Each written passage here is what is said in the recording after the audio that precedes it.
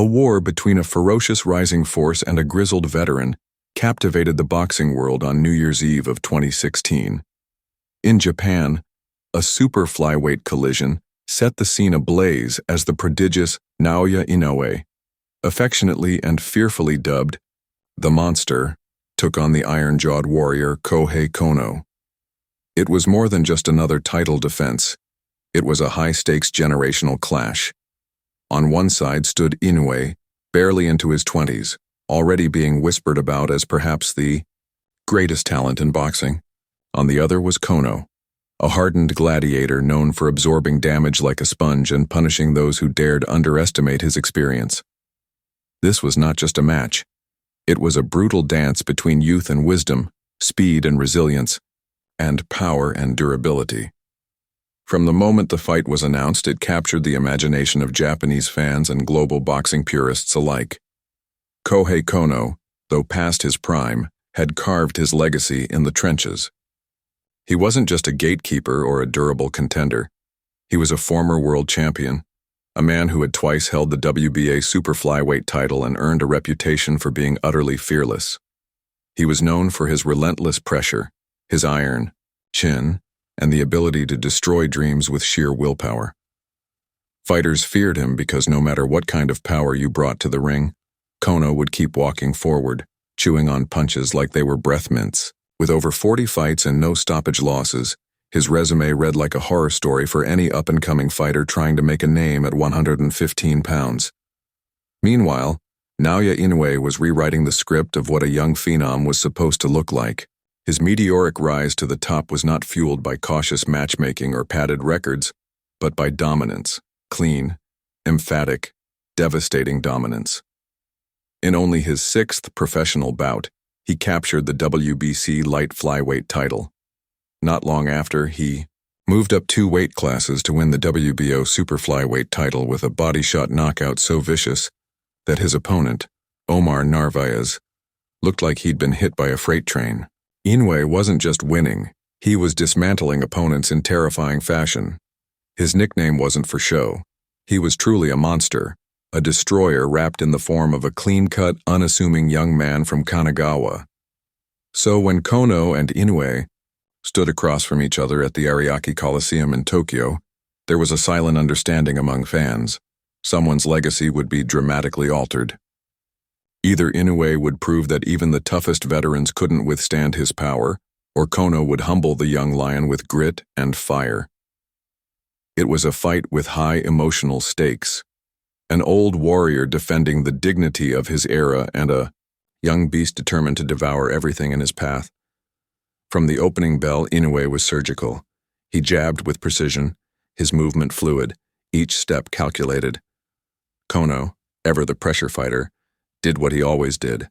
He marched forward, looking to engage in close quarters and impose his will. But this wasn't a young prospect who could be overwhelmed. This was Inoue, and he had come prepared. The early rounds saw the monster sizing up his prey, throwing quick combinations and brutal body shots that echoed in the quiet moments of the crowd. Kono attempted to rally in the second, pressing Inoue against the ropes with his classic bulldog style. But Inoue's defense was otherworldly. Slipping, weaving, and countering like a seasoned master, he began tagging Kono with flush right hands and snapping uppercuts that landed cleanly. By the 3rd round, the difference in speed and accuracy was glaring. Inoue's hands moved like lightning and his timing was razor sharp. He wasn't just hitting Kono, he was dissecting him. The veteran's strategy, which had worked so well against less polished foes, was falling apart under the sheer versatility of Inoue's attack. But Kono was not ready to fall. Despite the punishment, he kept coming forward. He wore a stoic expression, as if to say, "You're going to have to kill me to stop me." Inoue, for his part, seemed almost amused. He saw the toughness, acknowledged it, and decided to go 1 gear higher. His punches began to land with more venom, especially the body shots, which were now clearly hurting Kono. Yet, somehow, the elder warrior refused to wilt. Round after round, Inoue elevated his tempo, throwing combinations that most fighters wouldn't dare attempt. He fired double hooks, quick uppercuts in tight spaces, and thunderous rights that could rattle anyone's equilibrium. Kono's chin was being tested like never before. Most fighters would have gone down by the fourth, but Kono was made of a different breed. He absorbed the shots, clenched his teeth, and swung back with pride and defiance. In the fifth round, the two fighters engaged in what can only be described as a phone booth brawl. Both stood in the center of the ring, exchanging heavy artillery. Kono landed a couple of clean hooks that drew gasps from the crowd. For a moment it looked as though Inoue had been stunned. Was the monster actually mortal? But just as quickly, Inoue responded with a vicious barrage that sent sweat flying from Kono's head. The ring became a war zone, a cauldron of violence. The kind of round that makes fight fans fall in love with the sport all over again. Then came round 6. The turning point. Kono, still walking forward like a true samurai, was hit with a flush left hook that made his knees buckle. The shot was so clean, so precise, that time seemed to slow down for a moment. Kono staggered back, his legs betraying his will. The referee watched closely as Inoue moved in with calculated aggression. Another left hook, this time doubled up, caught Kono flush and drove him toward the ropes. He was hurt badly, and Inoue knew it. With the instincts of a predator, the young champion poured it on.